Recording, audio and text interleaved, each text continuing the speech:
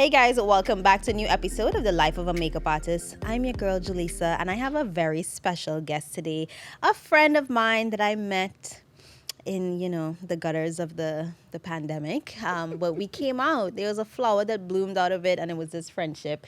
Latoya, welcome to the show. Thank you so much, Jaleesa, for having me. And I'm actually going to correct you because while we we bumped into each other on Clubhouse, we actually had a brand deal. Yes, we did. Yeah, but I didn't even talk to you though. You're right. I talked to your agency. I didn't right. talk to you. Okay. So it was, it was meant to be. It was definitely It was meant to be. be. I was like, wait, her name looks so familiar. Right? You know what? It was meant to be. But how are you doing? I'm good. No complaints. Happy to be here. It's hot and cold all at the same time. Oh my gosh. Listen, guys, if you're listening to this and you want to see the visual, I have a jacket and a short sword. And this is what it is right now. This is New York. But let's get into who you are. I feel like when I have guests that are not makeup artists, I really want people to understand that beauty and the life of a makeup artist, this podcast, it's all encompassing. It's not just about makeup artists. Our industry, there's a lot of things to know and there's a lot of things to learn. And I have learned so much from Latoya. And, I'm a little selfish sometimes, but I can keep you all to myself. So I had to bring you on the podcast because I know you have so much wisdom and insight. But before we get into all of that, just tell us more about Latoya because you're giving. Listen, I be faking like I want to be a makeup artist. The lip is cute. I watch the all lashes the videos. are made. I watch all of y'all videos, and I'll be in the mirror like this. Okay, I just need to I can do the eyebrow like this. No. She didn't do that. She didn't. Wait, I got to go and order all these things. Okay, let me go and spend $200 on all the things. Like, I have stuff that makes me look and feel like a makeup artist, but I am not a makeup artist. I just like to try. So in my spare time, I play in makeup. And I was making a lot of videos back in the day when we were doing our Reels challenge. Oh my God, that Reels challenge. It was a good time, but business got busy and the content had to be put on a pause, but coming back soon. But yeah, I'm a mom, I'm a businesswoman, entrepreneur. That does, again, just love to play in hair and makeup. And running a boss business. Well, we won't, I love the humbleness. I love the humility. You know what I mean? Let's talk about, I know you touched on that we worked together without actually knowing each other. Yeah. And that was through Black Girl Digital. Yeah. And I have learned so much about your company just because of the initiatives that you've been taking.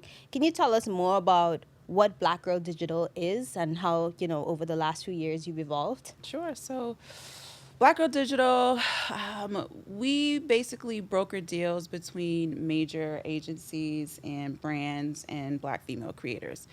And as of late, we've actually been expanding into diverse creators and influencers. So both male, female, LGBTQ, like the whole gamut. Mm-hmm. Whatever the campaign calls for, we've been sourcing influencers and creators to fulfill those campaigns.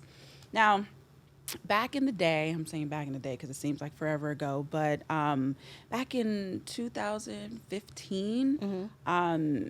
Is really when the idea hit me, and I was like, all right, Black Girl Digital, that's the name. Wow. That is what it is. I love it. And I was working at Complex at the time. And really? Yeah, I was at Complex for about 7 years, 3 different departments. So I really understood the business of ad network. Mm-hmm. And I was like, this is what I'm creating. I'm creating an ad network. And I was like, well, who's doing this for Black girls? Right. Who is helping the Black bloggers? Because that's what it was about at the time. So I built the business with the intent of managing the ad operations for bloggers. Mm-hmm. And one of the first bloggers that I worked with was Nicole Kane. Mm-hmm. When she was she canceled Nicole Bitchy, and I helped her do the rebrand for XO Nicole. Wow, I didn't know that. And was managing the ad ops on her site, and then started working with Fashion Bomb Daily, and then The Cut Life, and then a bunch of other ones. And you know what's so crazy about life? the pivot, the power of the pivot. Right. The next year, so let's say started in 2015, was super official 2016, legit 2017. It was all about um, influencers. It was about social media. It was about social media marketing. It was Instagram, all the things. And I was like, okay, all right, well, it's time to change the packaging and give the brands what they're asking for. So we became an influencer marketing agency literally overnight. All of our bloggers became influencers, and that's what we were called to do, but the mission never changed. Our mission was to really help Black women get paid to do the things that they love. Right. And that is truly what we do every single day. Right. The how doesn't necessarily matter. It's really why we do what we do. Right. So that was the evolution of Black Girl Digital, and here we are now. Wow. I could imagine, but 2015, there weren't a lot of influencer marketing agencies the way that they are today. Today it's kind of like everything, like Walmart. It's like a ton of them. But I mean, I can't imagine like the progression and the growth that you've seen, because there's so many lessons to learn in this industry, especially with things changing a lot. But thank you for sharing that. Cool. I do, I know that I spoke earlier about Clubhouse and how we met on there. What was your experience on Clubhouse? Because I feel like we haven't really talked about I spoke about Clubhouse a little bit. You know what I mean? Just a little bit on the podcast, but we spoke on Clubhouse a lot. We used to have a lot of these rooms talking about influencers and how to navigate brand deals, and we've learned a lot. But I wanna know your opinion. Obviously, things have changed now, but Clubhouse and audio in general, because if you guys are really paying attention, Amazon is out here buying up networks. They bought Wandery, who I've worked with, and like they have amazing productions. But I want to know your opinion on like what Clubhouse was then, what you think about it now, and then just audio in general. I know it's a stacked question, but I mean, Clubhouse was a fun space to be on when we were really stuck in the house. It was just comfortable. I feel like in the beginning of time, it was a place for fun and, kicking it with your girls, kicking it with your boys. And then it became work. Oh my God! It was like, what's your schedule? Right. We need to do a room. It was like, can you host? Are you available? Are you available? Are you available? Can you be here for 10 hours? Well, if we're all on Clubhouse, when do we work?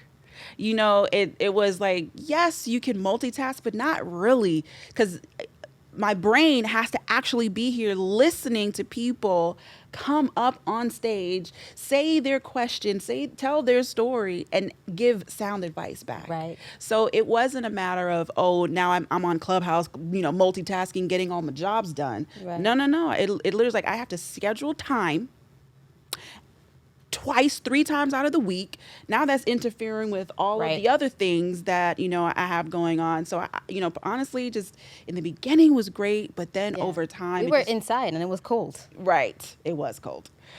And then life changed and it was just like, okay, now you kind of have to be strategic about how you're leveraging Clubhouse, and is it benefiting you? Is it benefiting your business? Is it benefiting the bottom line? Or is it just a social space for you to, again, collaborate and connect with humans? And that's fine. It's just, how are you managing your time? So yeah, I think in the beginning of time, it was about being cool, in the right place, right time, building an audience, but then later it became a lot of work. But it's still definitely a great place. I was actually on there yesterday, to be honest. Right. In the most interesting in them spicy rooms. It was a spicy room. It was a spicy room about. You gonna need another profile for that. These rooms about relationships, I just, I cannot avoid. It's hilarious. It was a good room though. But yeah. Clubhouse. You didn't pick me though. What's up with that? keep the rooms to yourself. But what do you think about, just audio in general? Because, obviously I have spent a lot of time on Clubhouse. I've met so many people on there. I've made such great connections. And I do think it's still a space, like you said, that if you navigate it and know exactly what you're going to do, why you're on there, it's still a great place to be. You just like any other social platform. But now we've seen, audio catapult into even more, avenues. So do you have any thoughts on podcasting, audio in general? Spotify came out with Green Room, and, we just don't know, Facebook has whatever Facebook has, like they always are, there's always like something that's happening. I'm not sure the name of the Facebook one, that's why I said that. But yeah. I think the point that all of these big name companies are doing is they just want the attention. They just want people on their platform. So when a medium comes out and it's captivating and it is building audiences, they're like, oh well, how can we do that too? Right. That's what they want. Right. They don't necessarily, it's like, oh, I want to build a new thing. No, it's like, oh my gosh, it's keeping people there for hours. Oh, how can we do that? Right. And why didn't we think of that? Right. And that's the gold rush for the business part of it, because they see that they can make money from it. Right. If Attention. it's all about attention. If they can get more people to stay on their platform, they're going to do it. And then if they can package that up in ad form to advertisers, it's gold. Right. So with that in mind, as it relates to creators, when you're thinking about new platforms that's arising, it's like, try it out and figure out what the business model would look like for you. Because I promise you, the brands, these brands are trying to figure out how they can reach your audience. And then the platforms are trying to figure out how they can make money from the brands that's trying to make money from your audience. So how are you thinking about how you're going to make money and while you're on these platforms? And I'm not saying it's always about money, but your time is money. And again, if you are spending your time creating and building these audiences, you've captured attention. Right. So how are you making money from this movement that you're creating? Because Right. I promise you, someone else is making money from you. Right. Exactly. It's always something happening, regardless of, if you're aware or not. But I do want to talk about, and that was great, thank you. I want to talk about the difference between the micros, the macros, the nanos, because I think sometimes there is always this misconception. And I had a conversation with LB, who we did the Reels challenge with, and we'll talk about that later. But there's a misconception where it's like, oh, I'm small, I can't make money. But then there's also a misconception that even though I'm small, I should be making what the macros are making.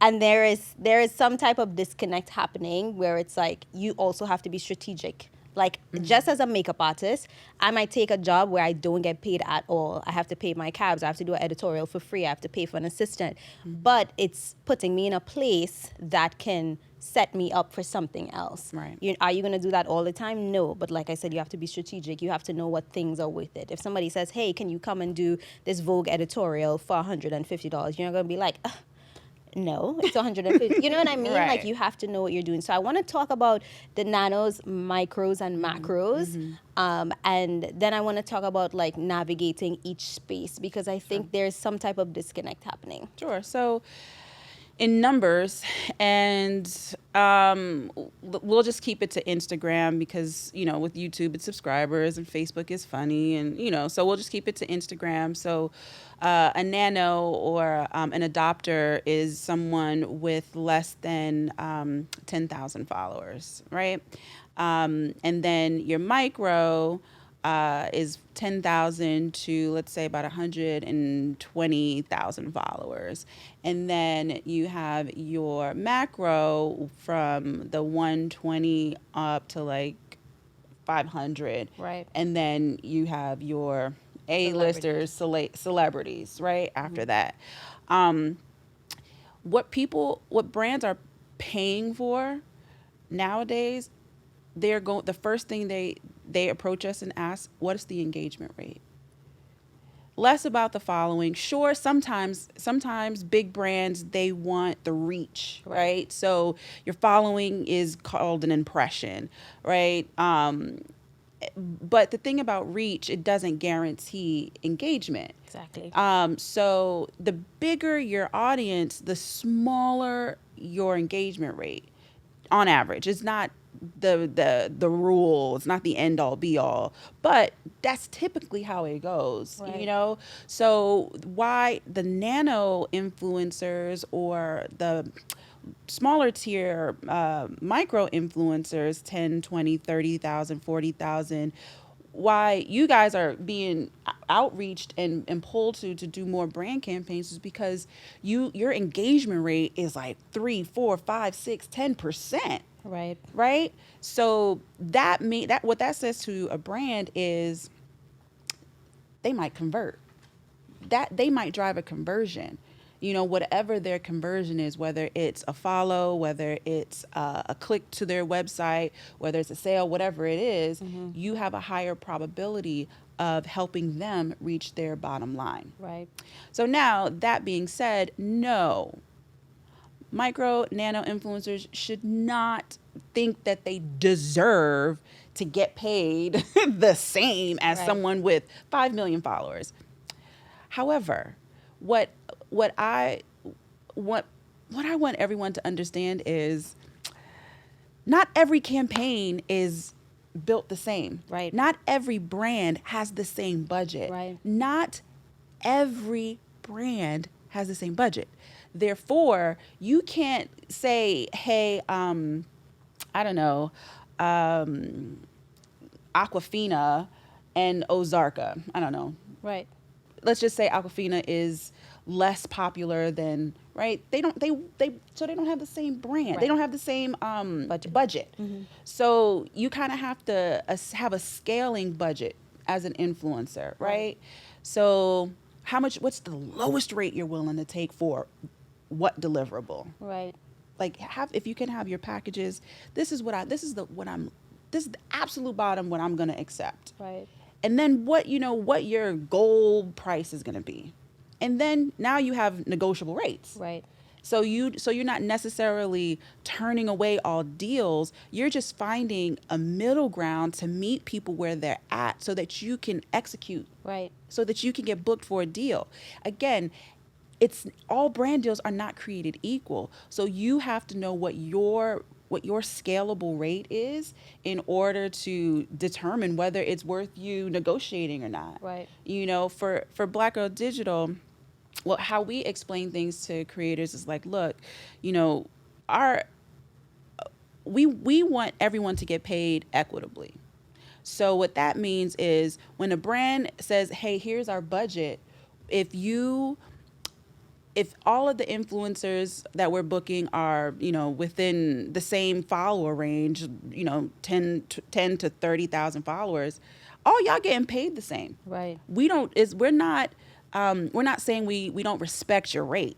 What we're saying is we want to create a fair and equitable campaign, and we therefore want more Black creators to be a part of these campaigns. Right. Right? So if you charge, you know, $50,000 and, you know, influencer over here LB charges, you know, $200, right? And now my budget is, I don't know, let's say my budget is $51,000. I have to give you all of my budget. Right. And then it's only going to be 2 people on the campaign. That's not fair. Yeah. You know what I mean? So if we can spread that budget so that everyone is getting paid equitably and there are more women and more people of color on campaigns, now we're really servicing the community and helping more people of color get paid to do what they love, thereby serving our mission. Okay. Snaps for that, okay? I know, I love it because I do think, you know, and I say this to all my friends too, like as a micro, as a nano, you can absolutely make money as a content creator, whatever you're doing. Because I have friends who are not makeup artists. They're just creating content or they're doing product photography. And it's like, you can create content for a brand and that doesn't even have to go on your page at all. Correct. So that's a big business. Exactly. It's a huge business. So there's a lot of different ways. I can't believe I was about to say this. It's so Trini of me. There's a lot of different ways to skin a cat. Oh my God, it's so funny. But yeah, there's a lot of different avenues, to get to your goals. But with that said, though, there are a lot of gurus, a lot of people that share advice, and I learn a lot from them. But what advice would you give to creators of any size? What advice would you give to them when trying to either get to the next level or just generally, what would you give to that pool of creators? What advice would you give to them? Because you see the deals, you see how it comes, and you see where they go, how they're divvied up.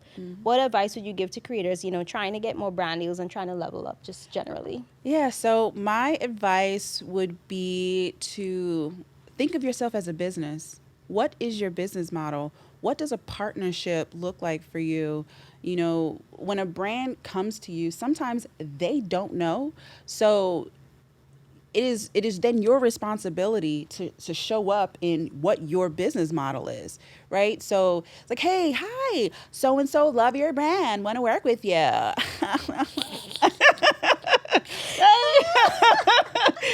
And it's like, okay, thanks. This is what I do. This is what I can do for your brand. This is how much I charge. How would you like to move forward? So you're talking about packaging what you need and what you want, what you have to offer. Correct. And it's not always about the transactional deal. It's, if you truly understand what partnership is thinking beyond the post. Think beyond this one post. If you want long-term brand partnerships and ambassador deals, show up in that. Say, hey, look, you know what? Let's do a test campaign. This is what that'll look like. This is how much it'll cost. But for a long-term partnership, long-term packaging, this is what I think would work. I think we could, create some, I can do some white label content for you that'll be exclusive for you. Okay. Can you just explain for white label? Because I'm not sure if everyone Sure. knows. White listing, white label, whatever. It's basically creating exclusive content for the brand to use on their platforms and not on your platform. Right. You could post on your platform if you want, but the value in that is, see, you can charge production. Right. Right? It's that's the tea. Because we are our own lighting, camera, That part. I mean, if I were a creator, I would serve that up so heavy. Because in the world of media planning and media buying, which is my background, I graduated marketing, advertising, worked in the advertising business for like 14 years now. The way it works is the agencies, the brands, sometimes brand goes direct, but sometimes the agency does it because they're handling all the media spend. They go to a creative house. They go to a creative house to have them create that production, and separately then go and place buys for media. Right. So in a perfect world, in my mind, if I could change the influencer, business, which is a wild, wild west and would take forever, I would position production and then media separate. Wow. Because the value is on your production. Let the value on your followers gives them too much room to be like, well, I don't think anyone is gonna click your engagement rate, or your followers might not, right? But you can't question the quality of my production. Wow. That's so true. And even when I think about it from a makeup artist perspective, when I'm on a shoot, there's a digitech, there's a sound guy, there's catering, there's everybody, their aunt, uncle, granny, everybody's on set. But when it's us creating content at home, it's just us. And maybe our family, if you have somebody there to help you out. But you're really a mini production company. Correct. Correct. So again, if you got to think about the structure of your business model, what does that look like, and how are you positioning and packaging that up to a brand that reaches out to you? Again, because you have the right to structure your business model. Right. What irks my nerves is when creators get frustrated with brands and agencies about their business model. Sis, that's their business model. Right. Like, you can't come to my business and tell me how to run my business. Right. So how dare you think you can go and change someone else's business? It is your responsibility as a creator to create your business model and push it to the brands to say, Right. this is how I work, and this is what it's going to look like. Right. Production costs this, media placement costs that. Period. Right. So let me play devil's advocate here. Sure. So I love, obviously, I'm a photography video girl. Like, I love my equipment and stuff, but sometimes quality, it doesn't matter, right? It doesn't matter to some brands, or even like when you see people blow up on TikTok, it's from some video they shot in the bathroom. You know what I mean? So, you know, you're on the other side. Do brands look at some of like the quality of some of your content and say like, okay, well, if they could produce this, we can run this as an ad, but if it's like a janky little blurry video, that's not something that they're going to consider? Because I'm trying to think, like, some of my creator friends, they do not put any type of like effort into having high quality production, but they're still booked, they're still doing stuff. But in the long term, as you know, this industry evolves, do you think that's going to be very important? I do think it's going to be important. I do think that it's important to understand the brand's goals. Once you understand what they're trying to achieve at the end of the day, then you can better position yourself. You know, when they reach out to you, ask them, you know, well, what's your bottom line? What are you trying to achieve? Are you, you know, understand what their usage is going to be? You know, do they want to just do it for social? Perhaps maybe on their website, perhaps, you know, maybe in the newsletter, but understanding their deliverables and what they want to use it for can help you better position and package. Right. So sometimes it is, if they don't care about the quality in the video, then they're just actually there for the follows. They're there for the media placement. Right. But if they are, if they do have come back and are like, you know, the quality of this, they're interested in the quality of the video.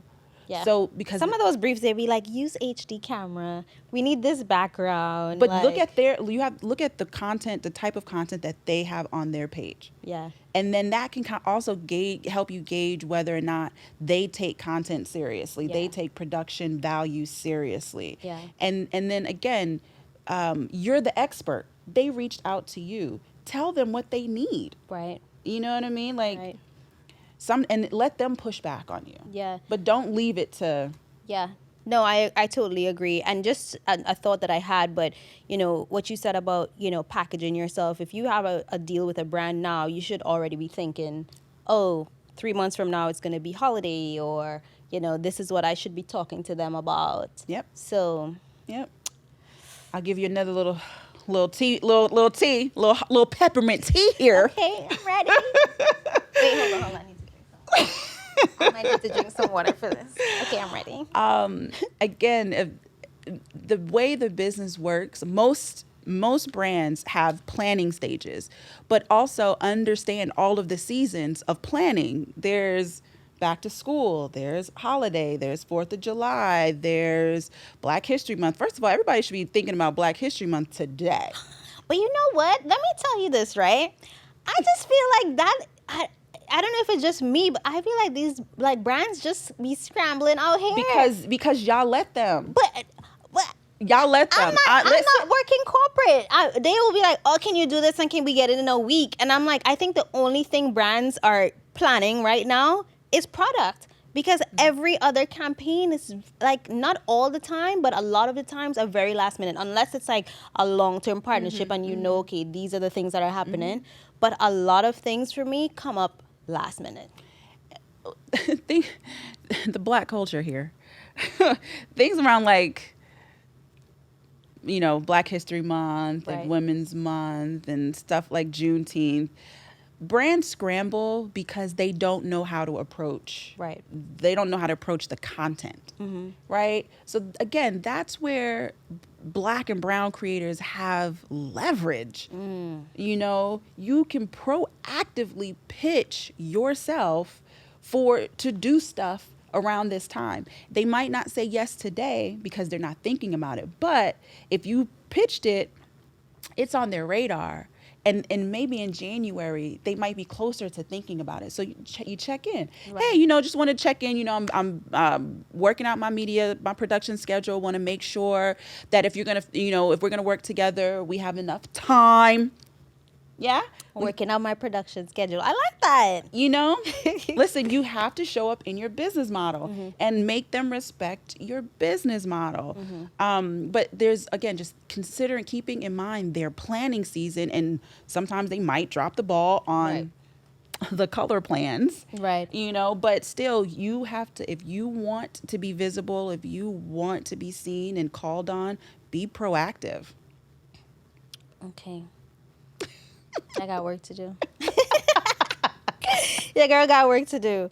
But now that we're talking about planning and things, I know there's a few words that we've spoken about, and we have to go into every single one. But there's a few things that I think, especially if you're a creator, that you know you don't have management, or you're doing it on your own. Like there's a few words that you have to really understand and know exactly what it means, because then you can get messed up. And I want to talk about usage, perpetuity, and I know we spoke about white labeling before, but we can touch on that just, because it's different. It's a different cost. So let's talk about usage, perpetuity, and white labeling. Disclaimer, I am not a lawyer. Oh yeah, she's not a lawyer, but she looks at the contracts. So you have to understand. Right, You need yes. basic knowledge. Yes, we do have that part in our own contracts. So when we work with brands, we in advance ask all these questions. You know, what are your usage rights, or what are you asking of the influencer? Where do you plan to use the creative? What's the exclusivity term on that? And there was this one brand that put clear as day perpetuity. I was like, yep, nope, we're gonna omit that. The P word. So in perpetuity basically means they own the rights to your assets, your creative forever. No one owns you forever. No one owns the things that you create forever, unless it is a total buyout. And generally with whitelisting, that is a buyout. So basically, they're basically buying the rights to that, Right. to that production, to that creative.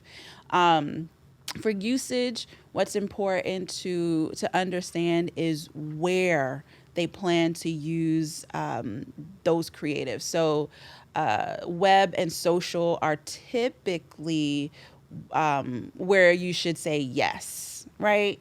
And then for how long? So the duration. Typically, the duration of the campaign. But it gets a little fuzzy because a campaign can be one day, right? So if, because with social posting, you're just posting. Right. So it's important to establish what's the campaign flight, meaning the start and end. When does this campaign end for the client, not when you finish posting. Right. Right? And then if they're a global company, again, it can get fuzzy. So just kind of make sure they specify U.S. only, global usage rights. Like, again, the more clarity around where they're going to use and how they're going to use and how long, the better. And then exclusivity. So let's just use finance, for example.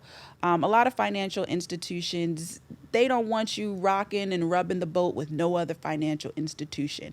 And this is really annoying for other financial influencers because that's their bread and butter. Right? So you need to determine how much is that exclusivity going to cost you. Right? So if somebody's saying, well, we don't want you to work with another financial institution for 6 months. So they're basically saying we want exclusivity for 6 months on your social page. All right. So if on average your brand deal cost that you're making is $2,500 a month a post, right? 2,500 times six. All right, then they need to cover you for that, Right. because they're basically saying you're not going to make any additional money from another financial institution for the next 6 months. Right. That's not fair. Right. But it will be fair if you're paying me. Right. And that's Exactly. plain and simple. Exactly. It is plain and simple. So where I can't determine or clearly state how much you should charge for, usage, because it's a value thing. Right. I will say for exclusivity, if you can determine how much money you would potentially be missing, then that's how you can determine the value of the exclusivity, if that makes sense. Absolutely. Absolutely. I'm like, listen, you just drop all the gems. Like And I am not a lawyer. no, she's not a lawyer. Do not come for us. I'm gonna put a disclaimer in the show notes before y'all come for me. But I want to touch on, we've spoken about all these terms and understanding it, and I think it's also on the creator to search these things up before you sign, because sometimes these contracts can be very long, very hefty. But I want to talk about PR really quick, because PR and affiliate links are also sometimes looked down upon. For some creators, sometimes people are like, well, I don't want free product, I don't want your affiliate links. And I have two minds about it, because sometimes we've all gotten those kind of like janky little like DM on Instagram, like buy our product and just pay the shipping and we'll put you on our ambassador or whatever. But it's a great opportunity getting PR. Like I talk about this all the time. The first time I got NARS PR, I cried. I literally cried. I couldn't even believe my eyes. It was a holiday collection, and I literally cried. So I think that, and obviously when you look at this, I think maybe if you had your own business, you'll understand that this product still costs money, and it's also an opportunity to build a relationship. So I don't know if you have any thoughts on, PR, affiliate links, and, if where the opportunity is for any type of creator to navigate. That is a tough space. So let me be clear. Here at Black Girl Digital, we do not do anything like that. So barter deals, we did maybe one or two. But the thing is, my stance on it is, how dare a company pay me and I can't pay you? Right. Yeah. Not barter deals, but just like PR in general. So I'm getting into that. I'm just saying, like, I'm going to answer your question. I'm saying we don't, to be clear, because people get it confused and think that we are a PR company. We are not a PR company. But I do think that creators should take the opportunity to work with new brands and new products, or do work with PR companies, because it is giving you the opportunity to perfect your craft. Right. It is, again, if you know your business model, you know what deals will come in, what deals will go out. But at the end of the day, you need to practice and perfect your craft. Right. And if someone is sending you free product to do it, I don't see what's wrong with that. Right. You just have to know, what's worth it to you, if you align with the brand, things like that. But I don't see anything wrong with it. I think that those are great opportunities, especially for newbies. Yeah. Especially for newbies. Right. Getting in on the ground level, and because sometimes those PR, they be having great events too. Oh. The goodie bag be good. Oh gosh, that's so funny. So wait, if I were, we just met, and I had, 1,500 followers on Insta, and I'm just starting out. Like, I'm like, Latoya, I don't know what I'm doing. Like, I'm just trying to do this makeup thing out here. What should I do? Where should I spend my time? Should I be doing the YouTube shorts, TikTok?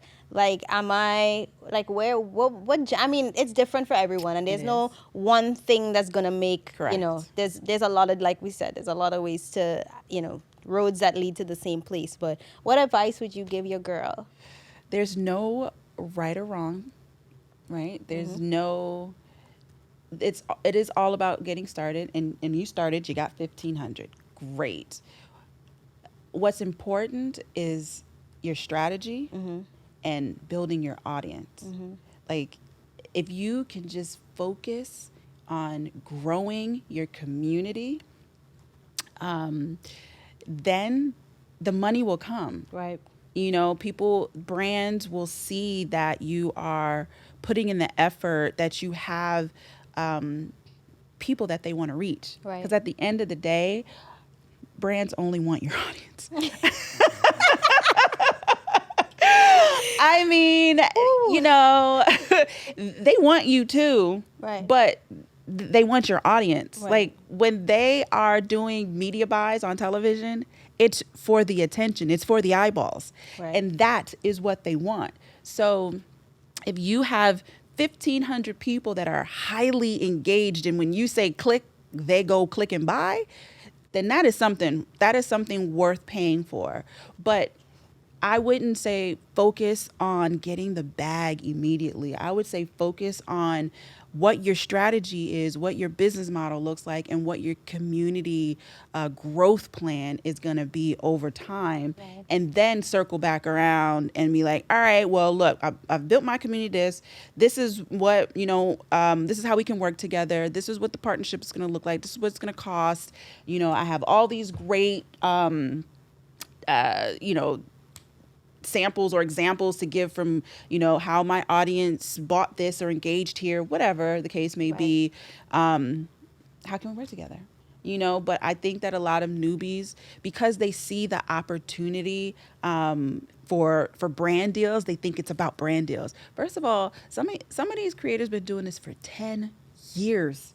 10 years. They didn't just start yesterday. Right. You just saw them yesterday because the way the algorithm works, and they're becoming more discoverable. But they didn't start yet. Some people did blow up over the pandemic, but that was that special times. This special time, like the YouTubers that were out that started 10 years ago. It was a special time for them. Social media is, yes, definitely about timing, but you have to also give yourself time. Right. It is. And you can't beat yourself up You and can't. get depressed because your shit's not popping. It's not going viral. We all get in that state like, damn, ain't nobody saw me. Girl, Lakeisha, can you go comment on my thing? Like, what is going on? I'll be mad in my room, ready to knock a camera down over here. Like, what's going on?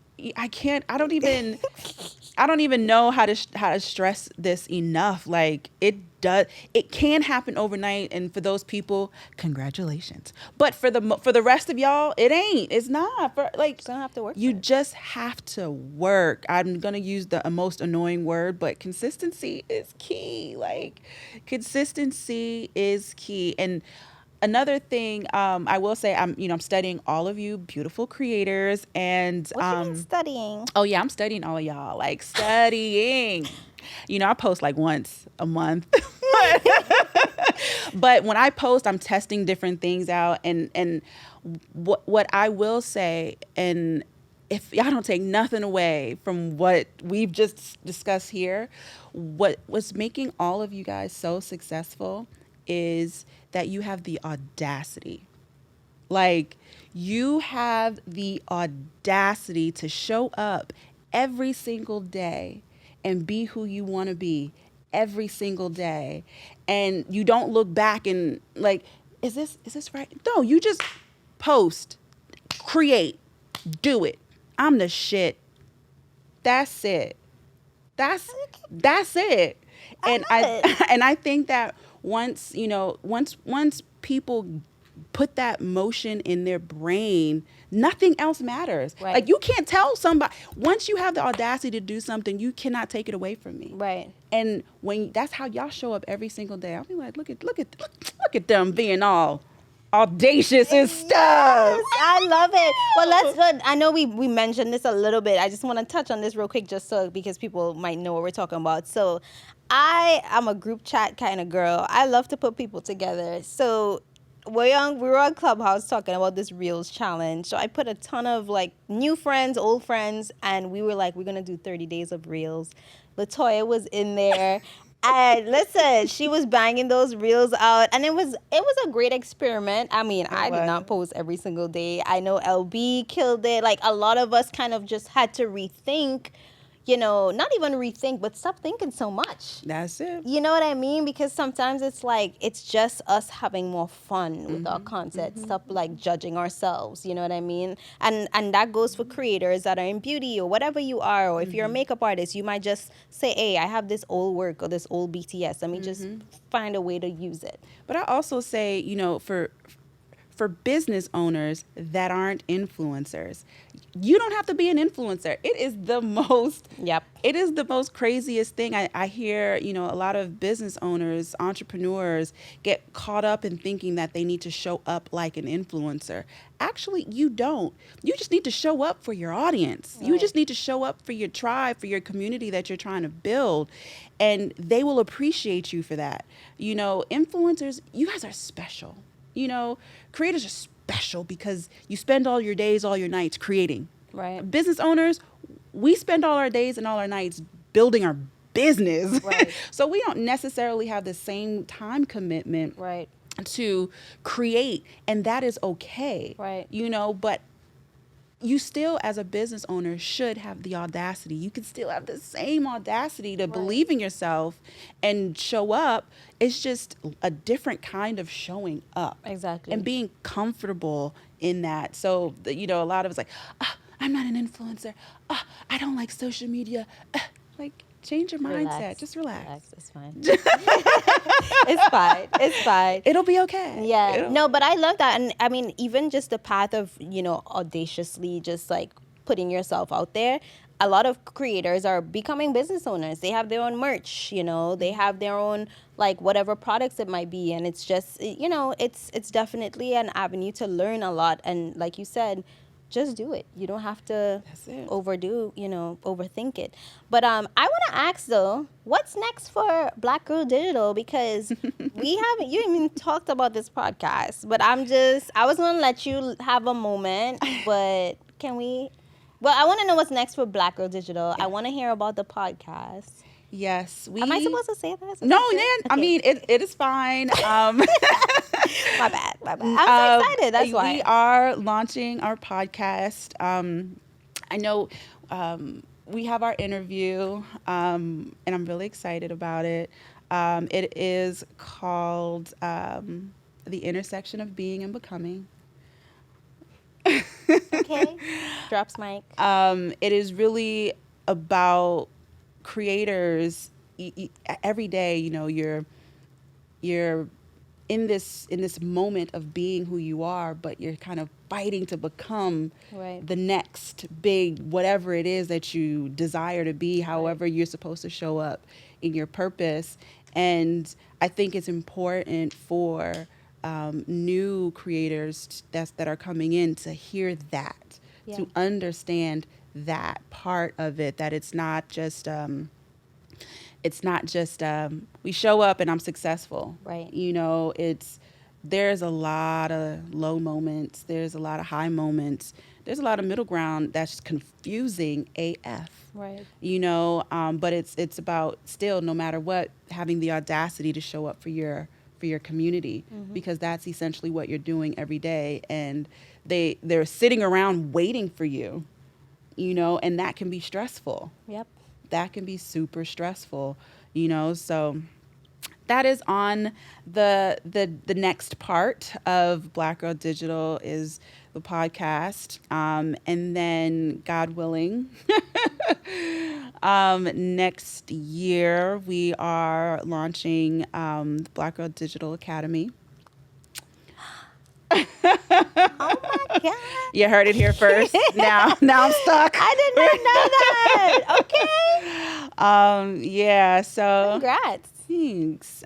There's a lot of things in my brain that I just got to get out. For a long time, it's just been head down, working.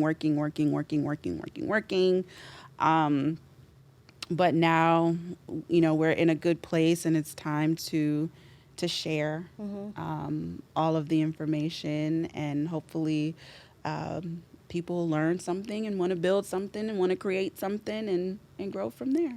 I love it. Congrats. You're just killing it. Oh my gosh, you're such an inspiration. Thank you so much for No, making you time are. to be on the podcast. You are just everything. And we're going to stay tuned for all that you have coming. But I just want to thank you for your time, your energy. Can you just tell us where to find you, Black Girl Digital, so we can support, your content, everything that you have coming up? Yeah, so on Instagram, we are Black Girl Digital, spelled as sound, not shortened in any form. So it's Black Girl Digital. And on Facebook, same thing, Black Girl Digital. Website's blackgirldigital.com. And then my personal Instagram is Latoya Shambo. And that's really it. We are on the interwebs, you know? Thank you so much. Isn't there anything that you want to say? Any last words, Be patient with the process. That's all I got. Be patient with the process. Be patient with the process. Thanks so much for listening, guys. Bye.